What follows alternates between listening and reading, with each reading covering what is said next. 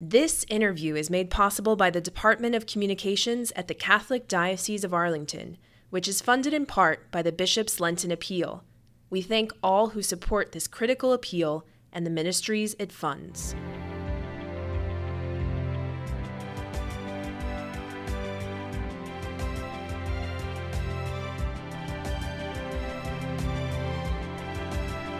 You're listening to Searching for More, a podcast of the Diocese of Arlington.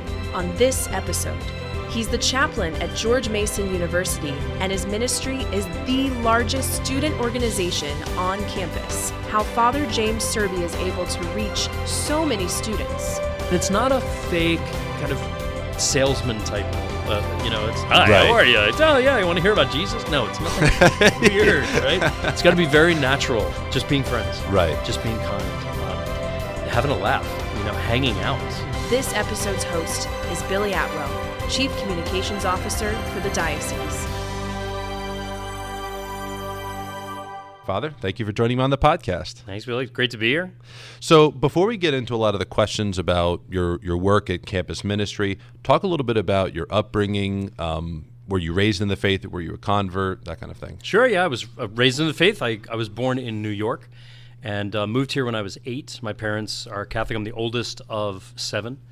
And when we moved here, there weren't 7, but grew up in this area. I went to public school for a little while. Then I went to the Heights out in Maryland, and then went to Our Lady of Good Counsel for junior high and Bishop O'Connell for high school. In the end of my senior year, I ended up going to a school in Chicago because my father got a new job out there, and there was a Catholic school there. So, and then the University of Dallas. So I've had Catholic education pretty much for most of my life. Wow. Yeah. So you kind of bounced around a little bit too. I did. I guess there were times of intensity and lack of intensity in the practice of my faith, but I've always been Catholic. Did you enjoy the moving, or was that hard? It was hard at the time, I guess you could say, but at the same time, I enjoyed it. I always enjoy adventures in life, so you never quite know what it's going to bring. And at which stage did you start feeling called to the priesthood and really begin what you would consider discernment? I'd say probably, in college I had mentioned it. I got to study a semester in Rome, and obviously being in the heart of the church in that moment, you kind of say, wait a minute, what's going on here? Everyone's called to the priesthood in Yeah, Rome. there was something. Yeah, it was shaking, right? There was an initial proposition. But right. It wasn't until I was about 26 where I was actually working up in Manhattan, and just was dissatisfied, professionally dissatisfied, just dissatisfied with life. There must be more. There must be something I'm made for. It caused a real questioning. And I had a spiritual director and a priest that I would regularly talk to and go to confession to. And but he was just, helped me to live virtue, helped me to have a good everyday prayer life. And it was actually, I was on the road traveling, and I had stopped into a church to go to confession, and this old priest just said, have you ever thought of being a priest? And it was like, it was like this invitation. I don't have no idea who he was, no idea if he's still alive, but it was just that one little suggestion. Wasn't the first time it had been suggested to me, but for some reason in that moment, it stuck, and I couldn't get it out of my head. And would enter the seminary a little over a year later. It's funny how that question, have you ever considered being a priest, or felt called to the priesthood or something like that a lot of priests have that. And Bishop Burbidge talks about that in his vocation story. Someone said it was the first time he had really kind of broached the topic. He had considered holiness, and most people get married, so I think a lot of people just kind of veer in that direction. But it seems like that question from lay people, priests, all kinds of folks, absolutely, something triggers and it clicks. It's the Holy Spirit's using it as an opportunity, but I think as well it's a human invitation of just saying, think about this. What's stopping you from living a different life? And it's that causes a bit of a crisis in a good way, and it causes us to wrestle with things. So in an age where people are afraid to cause crises in people, they want everything to be nice. Right. I encourage people to say, no, throw it out there. If it's not meant to be, it's not going to happen anyway. Yeah. But we see it with every vocation. I mean, someone says, hey, why don't you marry that girl? She's really nice. And the guy might be like, what? But then he starts thinking about her maybe. Yeah. That's the catalyst. That's interesting. Now, I have to ask, you used to work for the circus, is that right? Yeah. Okay, explain that story.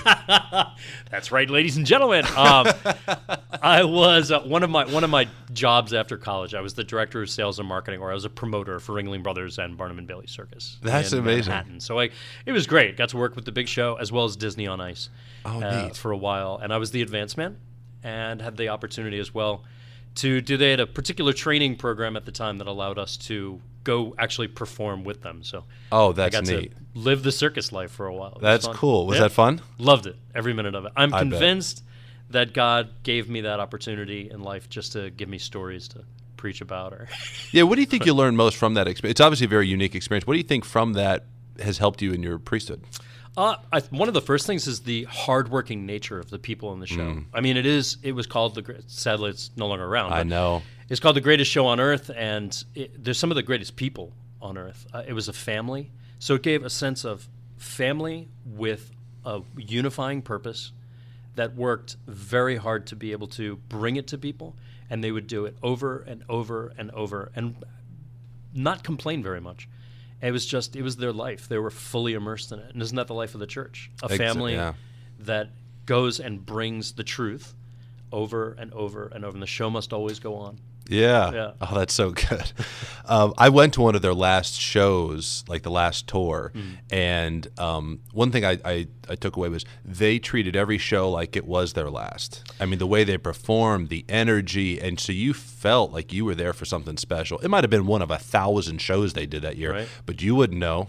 That's the one you went to, and they carried it. I feel like there's something about that for ministry, that every person who comes to the door of a church, that's their one. Some of them who are coming for the first and potentially their last, depending on how it goes, it might be their last. But if you treat them like they're the only person there, that can make a real impact on their faith. Absolutely. If you do anything like that, and some of the circus performers were doing things where it could be their last performance. Death-defying, literally.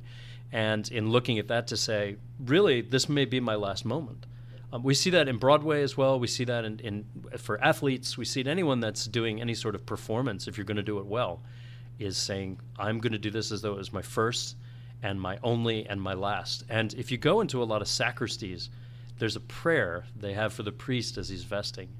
And it will say to the priest, celebrate this Mass as though it was your first Mass and your last Mass and the only Mass. And I really do think that in everything that we do, we can celebrate it like that. We can do it like that. Wow, that's beautiful. Yeah. All right, so now you're in the circus of campus ministry. And so from one circus to another in a lot of ways. So talk a little bit about the work, where you are assigned right now, the nature of the work, and some of the programs you have going on. Sure. It's such a gift, it's a grace to be able to be there at George Mason University. So George Mason is in Fairfax, Virginia. It's the largest public research university in the Commonwealth of Virginia. Wow. I think the last I checked, it was 37,000 students. We may have a little bit more than that now. Wow. And it's one of the most diverse campuses in the country, both ethnically, religiously, philosophically, as well as in the things that people are studying. I'm amazed going to a Catholic liberal arts school at the University of Dallas when I was younger, to a huge state school that focuses more in the sciences and things like that. Mm-hmm. I'm just blown away at the awesome community that's there. It is.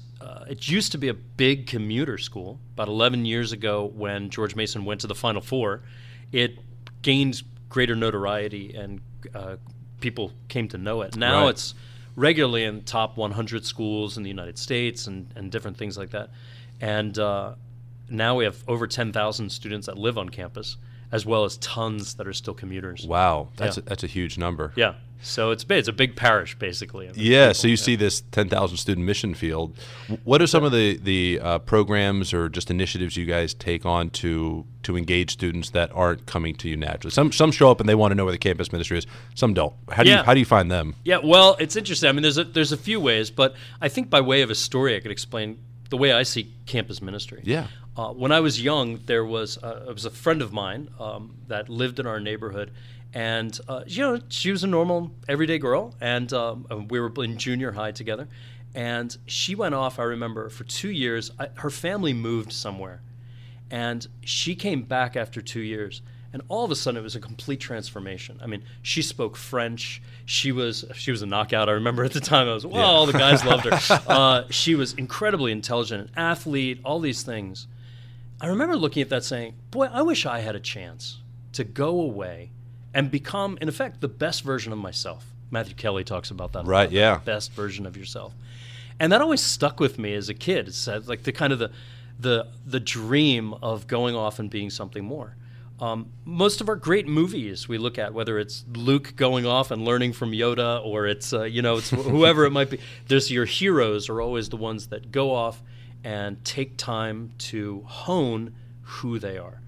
Campus ministry really is that. College really is that. And our universities can do just so much, right? They can impart some intellectual wisdom and knowledge. They can give people an opportunity to meet friends. But it really is the campus ministry that solidifies that within a Christian anthropology, within a Christian perspective. So what campus ministry is about is honing the human virtues, the human talents and gifts, the abilities that we have, allowing nature to then be solidified so that grace can build upon it.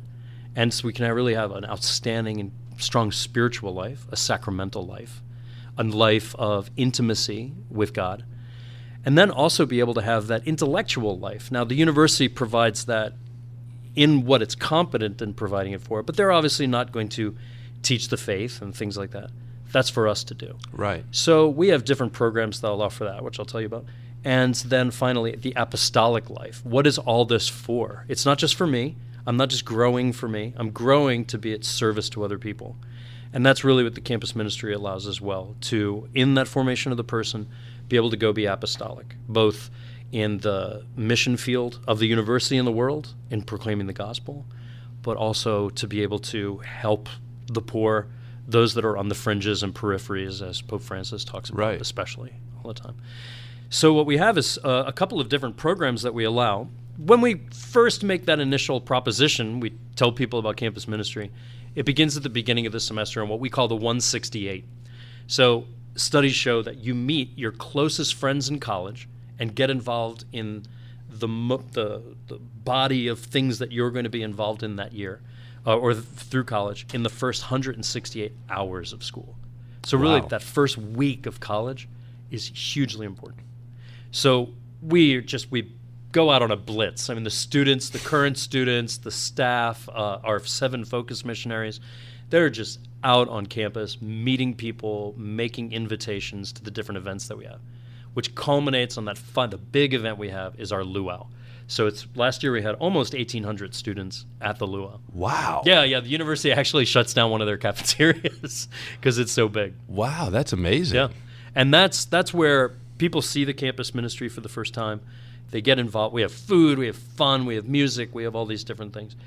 But it gives them a chance to all meet each other. Yeah. This is the most important thing. Right. They have to, even more important than knowing the chapel's there or what program we offer. It's the human encounter. Yeah. They're meeting each other, they're making friends. Those friends then are going to be drawn back in, hopefully, into the different things we do. So as far as the human formation goes, we have a lot of brilliant opportunities, like men's and women's activities and things like this. But we're starting a new program this year called the U-Celerator, or the University Accelerator. So shorten it to U-Celerator. This idea of the way I work is the way I live. And as a student, or whoever we are, our work is very important. I can't be a saint if I'm not sanctifying my work, right? So if I'm going to give God my work, I want it to be the best. So using principles of everything from cognitive behavioral therapy to virtue building, we have a program that helps people work optimally and then also be able to learn intensive study skills. How do I succeed in college? How do I become the best student I can possibly be?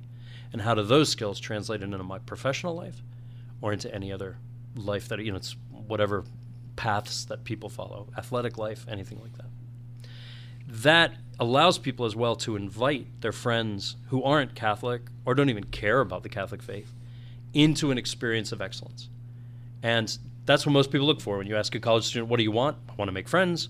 I want to be happy. I want to be successful. That's why most people go off to college in the first place. Yeah. So we meet the need where it is, and then hopefully within those friendships and being able to propose this person of Jesus Christ to them through these friendships, now it leads them into that deeper experience.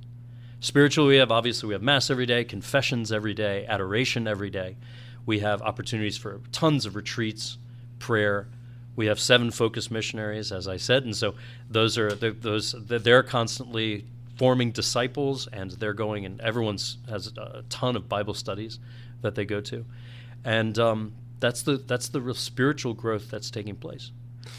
Intellectually, we have everything from the Thomistic Institute that we partner with the Dominicans that have the more intensive philosophical and theological seminars that we offer, as well as talks always and conversations and dialogues, even just sitting back and having read a little philosophy and a piece of literature, watching a great movie, and really digging into it, talking about it.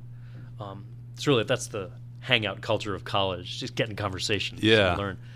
And then apostolically, we're out all the time. There's we go out to help at the homeless shelter. There's a place that ministers to the homeless and to the needy. We go out into pro-life work. There's tons of different opportunities, as well as the mission trips that we go on, both nationally and internationally. And we also help. Now we've partnered with the university to help people who are food impoverished, students who might not be able to afford good food. The university now works with us to have meals to be able to provide for them. Wow. Yeah. That's amazing. Now, had you previous to this been assigned to a parish?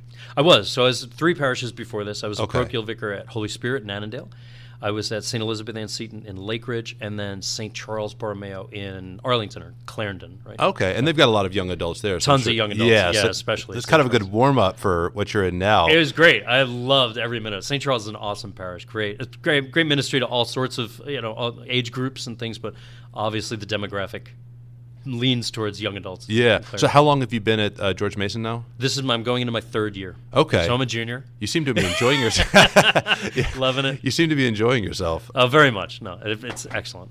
What is the biggest difference for you in being a priest from a parish and then going into campus ministry? What was the greatest adjustment you had to make in just your style and your ministry and your time? I think the way you preach is much different. When you're in a parish, you have to preach to multiple age groups. You have to be able to hit people in different experiences in life. With college students, I have the opportunity to be able to preach directly to their needs and to where they are in life. So there's really the growth that they're undergoing, as well as the enthusiasm for living. I mean, young people just naturally are enthusiastic about learning and living. Or it's the opposite, perhaps. We have to preach more towards hope in an age that often says there is no hope. Yeah. There's nothing to hope for. There is no end that life is meant for. So we have to preach towards that most particularly. What do you see as the state of campus ministry around the country? Like, you go to different conferences. I'm sure you talk to counterparts that are doing what you're doing. I have to say, when you said, obviously we have Mass every day and confession, I'm thinking, I did not have that in my campus ministry at my college. Like, what you're describing is tenfold from what I experienced personally, and I'm sure others may have had the same experience. But what do you see as kind of the state of campus ministry around the country? Are colleges welcoming to campus ministries? What are their greatest challenges, the greatest opportunities? Yeah, I think so. We could do a little SWOT analysis here of the strengths, weaknesses, opportunities, and threats of the university life. Well, I think we could look at what are the challenges and graces of university life, and then of campus ministry. I think it's important today to see campus ministry as an integral part of university life. This sense of we have to build a wall and create this safe place, if you will, to use the language of today, this safe place for Catholic conversation and living of the faith. I think that's wrong. I don't think we can do that. We need to be, as the Holy Father says, out in the peripheries, out in the middle of it. We have to be with the sheep and get our hands dirty, be there. So the university, it depends what kind. Obviously, there's going to be different challenges depending on the size and flavor of the school. But I'd say one of the biggest challenges that all of us would face, and I think you can see this from chaplains and conversations, is the sense of alienation today. People very often are buried in their phones or buried in a fear. They're buried in fear of making a mistake, of looking imperfect. Remember, we're kind of living in an age where everybody's personal brand is perfect in a way, whether it's through social media or it's just the fear of really being vulnerable and being ourselves. There's a sense of I'm afraid to fail, and because I'm afraid to fail, I'm afraid to really engage other people. So I'm going to live in a shadow, and that causes great alienation. It causes fear of being alive, of living. There's kind of a nihilism, a darkness. So the first thing to do is to break through that. Now, the great thing is that we have the light. We have the light of Christ. Right. So simply through being joyful, that's probably the first both challenge that we face is a lack of joy, a lack of hope. And the answer to it, the strength, is to be joyful. People will often say of campus ministry students that they meet, and those of us, they'll say, "You're so normal." Because they have this sense that like somehow to be a person of faith is to be weird. Yeah, we're some like awkward nerd. Yeah, sometimes we are. Like we're all kind of weird and nerdy, right? In some way. That's but true. But to be able to say, yeah, I mean, this is weird, joyful. Yeah. And it's not a fake kind of salesman type norm. It's hi, Right. how are you? It's, oh yeah, you want to hear about Jesus? No, it's nothing weird, right? It's got to be very natural. Just being friends, Right. Just being kind, having a laugh, hanging out. Sometimes that can seem counterproductive to the mission because it's like, we're wasting time. Come on, we got to get them to church. Yeah. No, we have to get them to fall in love with Christ, and that's by being their friend. Yeah. Yeah. That's interesting. A lot of parents, obviously, when their kids go off to college, worry their student or their child will become a student at the university and lose the faith. And some do. So, I mean, I'm sure you've seen a lot of people Large number, yeah. grow closer to the church while they're in college, especially with the kind of programs you're talking about, but a lot fall away from it. What advice do you have for them? Let's say they've got a sophomore. There's some person out there, they've got a sophomore in high school, and they're starting to get worried about the college years. What would you recommend to them in the meantime to kind of prepare them for that next step? Right. I think that's a great question. A lot of different things that we can do on all sorts of levels.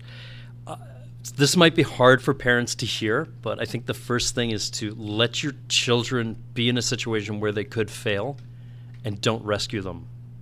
Now, I don't mean like moral failure or life failure or something like that. Obviously, like we want to help protect people, but at the same, protect their soul, protect their heart. But at the same time, there is a kind of problem today of, it used to be that they say, oh, there's helicopter parents, and they just hover over their kids, protecting them.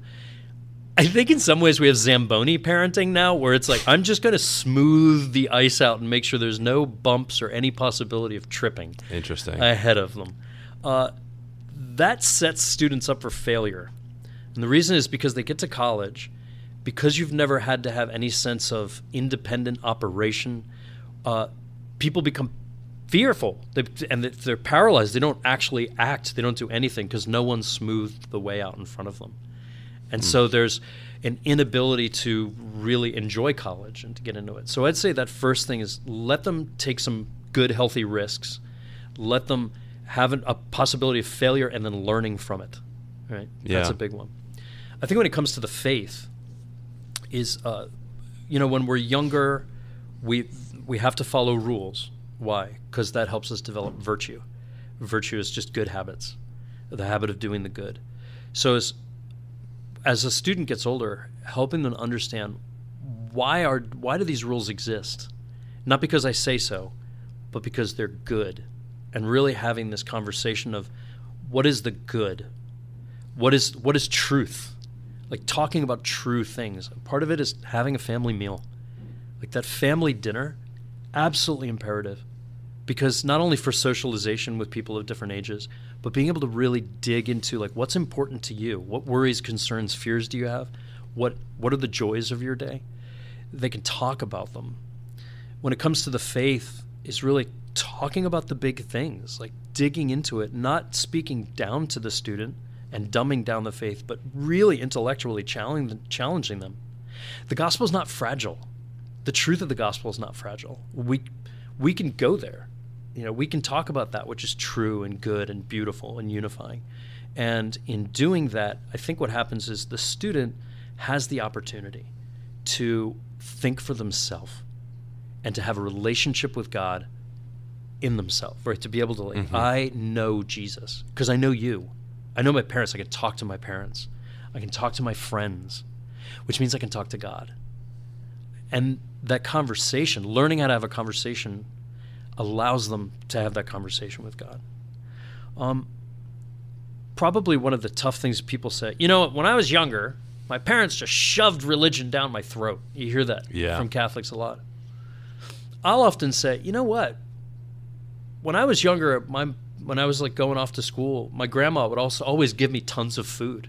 And I could say, you know what? She overfed me. Maybe she gave me all that food because she knew someday I'd be starving. Yeah.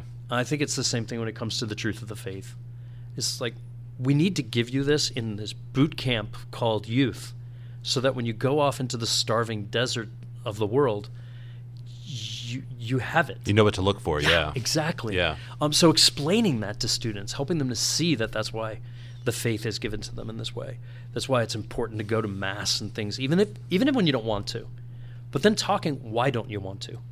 What can you get out of it? What opportunity is there here to worship God, to be able to come outside of yourself and to exist, you know, to live a fruitful and healthy life? Rather than just saying, you got to do this. Say, what opportunity exists? Does that make sense? Yeah, it does. It absolutely makes sense. Yeah. Now, for all the programs and the things that you guys do, how are you funded? I mean, it's not a normal parish environment. I'm sure the students aren't like the average, you know, parish donor. No, although we try. Yeah, we try. No, it's really good. A college is a great opportunity for students to learn how to give of themselves. People say, I don't have any money. It's like, well, how much is a Chipotle burrito? It's like $7. Yeah. Well, why don't you once a week forego the burrito and give that to God? So that's good. Those little things are really good. It's a spiritual practice. It's not about the money. It's about I mean, we give because it's good for us, not because it's good for the people we're giving to. I mean, yes, obviously that helps, but it's to say, Lord, I trust you. I'm going to give of my, not only my wealth, but my poverty as well. I trust you're going to take care of me. Yeah. So that's good. But how are we funded? We're funded both through the Bishop's Lenten Appeal. There's hugely generous. The bishop and the diocese have been hugely generous to us, but the bulk of our operating costs and of these special projects comes from the generosity of donors. That's great. And people stepping up to say, I think that college ministry is absolutely imperative and important to be able to continue. I mean, I tell people we're forming the future leadership of the Diocese of Arlington. Yeah. 82% of George Mason graduates stay in Northern Virginia. Really? Yes. 82%? That's a huge number. Exactly. So we literally are forming the future leaders of our parishes. And so it's through donations, it's through, you know, the collections of the small number of people that come to the parish that aren't students and parish chapel. Yeah. But also, that's actually, you asked me before, what's one of the toughest things getting used to of being in college ministry is you just think in mindset of parish. Yeah. And then when you're in the college chapel, it's not a parish, it's a chapel. Yeah, right. So right. Just the terminology sometimes. But also from those, you know, those gifts that people give. So I strongly encourage listeners to continue helping us and giving it. Yeah, so where can they find out more about the campus ministry? Sure, you can go to the campus ministry website. You can just Google George Mason CCM or college Catholic Campus Ministry. Mm-hmm. And there on our website is the ability to be able to give with Faith Direct or in one-time donations, as well as being able to call the George Mason Catholic Campus Ministry. Very good. And there was a podcast you wanted us to mention, Holiness for the Working Day. Yes, Holiness for the Working Day. What is That's this? my podcast. That's All the right. podcast of like homilies and half-hour meditations that just help people to be able to pray, whether it's in their car or out on a walk or a run or just in their silent time, to be able to listen to it. And I got the name of it from, in Henry V. He says, "We are but warriors for the working day." And he said, when he's explaining just your average Joe out there battling away for the truth. So really, that's what we're called to live, holiness in the working day. Very good. So you can find that on iTunes, Holiness for the Working Day, and Google. Spotify, as well as most other podcasts. Oh, okay, platforms. good. Okay, good. Very good. Anything else that you would want to share with folks about your ministry, what you're doing there, your story, just any advice in general? Sure. The first thing is I ask for prayers, just tons of prayers. Please pray for college students. Pray for the vocations. We have a bunch of vocations have come out of George Mason to the priesthood, religious life. Even in the short time I've been there's been a couple of men who have entered the seminary. There have been a few girls that have entered into religious life, and we have tons of people preparing for marriage. That's One great. of the things we do at George Mason, we've started a program to do intensive marriage preparation before they even start dating, so that people can start to date with that mind of like, what is good? What does a good marriage look like? Let me start from the very beginning. Yeah. To be able to do that. And so the university is the place where vocations come from. So please pray for those, and pray for my ministry and all the great people that are there. Very good. And I think the next thing is to support that, especially thinking of going to the public universities where there are strong campus ministries, where there are focused missionaries and things. Catholic schools are great, but a lot of people can't afford them. Very true. Incredibly expensive. Very true. There is an alternative, but if you're going to go to a public university, please make sure that or your kids are going to a university that has a great, strong Newman Center or Catholic campus ministry, so that they have that ability to be supported. Yeah, because it would be wrong to say, well, if they can't go to Catholic school, just whatever secular school will do. No, Right, exactly. really research that as you would want them to go to a Catholic school. If that's not feasible, which is understandable because they are expensive, you kind of first prioritized by the CCMs or the Newman Centers, whatever it might be. Absolutely. And those are great communities to be able to meet people, to be able to meet a future spouse, whatever it might be. Yeah. And people say, oh, colleges are crazy today and there's so much bad. You know what? The world is crazy today. Yeah. There's so much bad everywhere. It's not better when they get out either. No. I mean, like in the business world and the government world and Right. wherever world they're going to be working in, there's going to be hostility to the faith. There always has been. Yeah. And we have to have the fervor and the joy and the spirit of the early church that goes into the crazy and brings hope. Beautiful, beautiful. Again, you can find, you can Google for the campus ministry there at George Mason, and search on iTunes and Stitcher and these other sites. Holiness for the Working Day, a podcast by Father CRB. Father, thank you so much for joining me. Thanks so much. Great to be here. Thank you for listening to Searching for More. If you enjoyed this podcast, please write a review on iTunes, Google Play, or Stitcher. Also, make sure you follow the Diocese and the Arlington Catholic Herald on Facebook, Twitter, and Instagram. And subscribe to our YouTube channels for regular videos that will inspire, educate, and inform you about the Catholic faith and our diocesan community.